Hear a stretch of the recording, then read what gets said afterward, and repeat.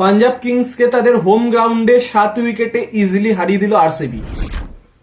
তো এই বছরের আরসিবি দলের একটি বিশেষত্ব হচ্ছে যখনই কোনো অপোনেন্টের সাথে খেলা তাদেরকে সিধে কথা বলে দেয়া, তোমার হোম গ্রাউন্ডে ম্যাচ অর্গানাইজ করো, হারিয়ে আসবো, কিন্তু ভাই আমার হোম গ্রাউন্ডে এসো না। মানে এটাই এখন অব্দি আরসিবির তরফ থেকে হচ্ছে। 8টা ম্যাচ খেলেছে, 5টা জিতেছে, 3টে হেরেছে। 5টায় অ্যাওয়ে ম্যাচ খেলেছে, 5টাই জিতেছে। 3টে হোম ম্যাচ খেলেছে চিন্নাস্বামীতে, 3টেই হেরেছে। মানে অদ্ভুত ব্যাপার। কিন্তু এর একটা সলিউশন আরসিবিকে বার করতে হবে। পরের ম্যাচ আবার তো হোম ম্যাচ আছে। যদি চিন্নাস্বামীতে প্রতি কটা ম্যাচ যদি তারা জিততে না পারে তাহলে তারা কোয়ালিফাই করতে পারবে না, কারণ সবকটা ম্যাচ তো আর অ্যাওয়ে ম্যাচ তারা খেলতে পারবে না। তো এখানে আজকে ভালো পারফরমেন্স করেছে আরসিবি। পরশুদিন পাঞ্জাবের কাছে চিন্নাস্বামীতে তারা হেরেছিল এবং আজকে ওয়ান সাইডেডলি তারা পাঞ্জাবকে হারিয়েছে। আরসিবি প্রথমে টস জিতে বোলিং করার সিদ্ধান্ত নেয়। প্রথমে ব্যাটিং করে 157 করে পাঞ্জাব এবং 3 উইকেট হারিয়ে 18 ওভার 5 বলে সেই রান চেস করে নেয় আরসিবি। লাস্ট অব্দি নট আউট থাকেন বিরাট কোহলি 73 রানে এবং 61 রানে দুরন্ত ব্যাটিং করে যান দেবদূত পাডিক্কাল। তো এই পিচে, এই মাঠে কেকেআর যা ভুল করেছিল 112 রান চেস করতে গিয়ে, সেম ভুল আজকে আরসিবি করেনি।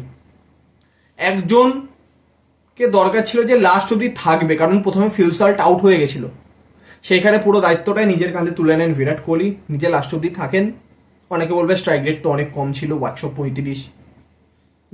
Doesn't matter, main motive match জেতা, সেটা জিতে গেছে, that is the main thing. আর উল্টো দিকে পাডিক্কাল নিজের কাজ করে দিয়ে গেছেন 35 বলে 61। পাডিক্কাল গত ম্যাচটি খেলেননি, কিন্তু আজকে খেলে দুরন্ত ব্যাটিং করেছেন। তো প্রথমে পাঞ্জাব যখন 157 করে, সেখানে শেশাঙ্ক যে ইনিংসটি খেলেছেন 33 বলে 31, তার থেকে একটু বেটার এক্সপেক্ট করাই যায়। স্ট্রাইক রেট 100রও নিচে, সেটা কিন্তু টিমকে অনেকটাই সাফার করিয়েছে।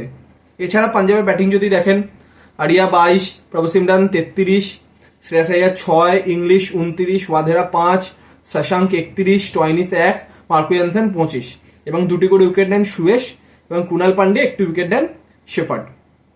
এবং সেই রান যখন চেস করতে নেমে আরসিবি, প্রথম ওভারে আর্শদীপের বলে আউট হয়ে যান ফিল সল্ট।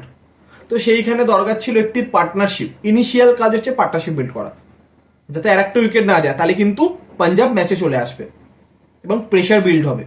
সেখানে খুব ভালোভাবে সেই প্রেশারটাকে তখনকার মতো হ্যান্ডেল করে নেন বিরাট এবং পাডিক্কাল। তারপর যত ম্যাচ এগোয় পাডিক্কাল নিজের হিটিং শুরু করেন।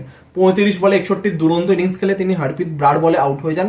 তারপর নামেন রাজাত পাতিদার। তো পাতিদার লাস্টে 4 বলে আউট হয়ে গেছিল, কিন্তু যখন আউট হয়েছিলেন তখন অলরেডি ম্যাচ তাদের পকেটে এসে গেছে। উল্টো থেকে বিরাট আরও একটি হাফ সেঞ্চুরি, তিনি নট আউট থাকেন। তারপর যখন 17 নম্বর ওভারে চাহালের বলে রাজাত পাতিদার আউট হয়ে যায়, তখন নামেন জিতেশ। তো 18 ওভার 5 বলে ম্যাচ শেষ হয়। তো 18.5 যে 18 ওভার শেষ হওয়ার পর যে পঞ্চম বল, সেখানে ওয়াধেরার বলে দুর্দান্ত মিড উইকেটের উপর দিয়ে 6 মারেন জিতেশ এবং ম্যাচ ফিনিশ করেন। তো সল্ট করে ন্যাক বিরাট 73 নট আউট 54 বলে, 35 বলে 61 পাডিক্কাল, রাজাত পাতিদার 13 বলে 12 রানে আউট হয়ে যান এবং জিতেশ 8 বলে 11 নট আউট এবং বোলিং 1টি উইকেট নেন আর্শদীপ, 1টি হারপ্রীত ব্রার এবং চাহাল আজকে 36 রান খেয়েছে, 1টি উইকেট নিয়েছেন। তো গত দুটো ম্যাচে এই মাঠেতেই এগেনস্ট কেকেআর তিনি যে লেভেলে বোলিং করেছিলেন, এগেনস্ট আরসিবি আর চিন্নাস্বামী যে লেভেলে বোলিং করেছিলেন, আজকে কিন্তু তার ধারে কাছে তিনি ছিলেন না। তো যার কারণে মিডিল ওভার্সে তাদের মেন বোলার চাহাল উইকেট তুলতে পারেনি। সেটা অতি অবশ্যই তাদের ম্যাচ থেকে পিছিয়ে যাওয়ার অন্যতম একটি মূল কারণ। এছাড়া প্রথম দিকে আর্শদীপ যখন ফিল সল্টকে আউট করেন, তারপর কিন্তু দরকার ছিল আরও একটা উইকেট যেভাবে তুলতেই হবে।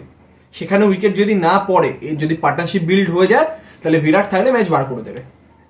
আবারও তাই হলো, বিরাট আর পাডিক্কাল মিলে গুরুত্বপূর্ণ পার্টনারশিপ বিল্ড করলো এবং ম্যাচ তারা বার করে দিল।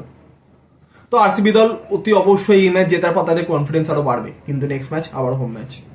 তো হোম ম্যাচে চিন্নাস্বামীতে দলটা এভাবে কোলাপস কেন করে যাচ্ছে, কি সমস্যা হচ্ছে, সেটা আরসিবিকে আইডেন্টিফাই করে সেটাকে রেকটিফাই করতে হবে। তো আমাদের আশা তারা সেটাকে রেকটিফাই করে আগামী ম্যাচগুলিতে আরও ভালো পারফরমেন্স করবে হোম গ্রাউন্ডে।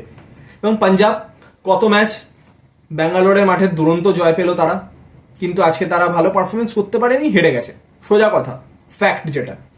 পাঞ্জাব অতি অবশ্যই চাইবে ভুল ত্রুটি শুধরে নেক্সট ম্যাচে ভালোভাবে কামব্যাক করতে। তো এই ছিল এই ম্যাচের আপডেট।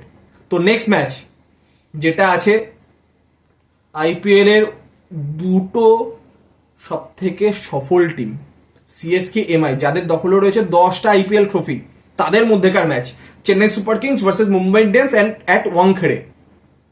তো ম্যাচ শেষে সেই ম্যাচের বিস্তারিত আপডেট নিতে অবশ্যই দেখা হবে নতুন ভিডিওর মাধ্যমে। তো এখনকার মতো এতটাই।